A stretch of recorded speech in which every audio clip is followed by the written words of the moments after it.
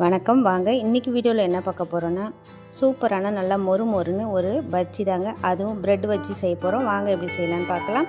1 cup கடலை மாவு, 1/4 cup அரிசி மாவு, கூடவே 1/4 ஸ்பூன் இஞ்சி பூண்டு பேஸ்ட்டு, கேரட் துருவல், வெங்காயம், புதினா, கொத்தமல்லி, கருவேப்பிலை, காரத்துக்கு மிளகாய்த்தூள், அப்புறம் கலருக்காக காஷ்மீரி சில்லி, உப்பு, சோடா உப்பு அதையும் சேர்த்துக்கோங்க. சேர்த்து நல்லா மிக்ஸ் பண்ணிக்கோங்க.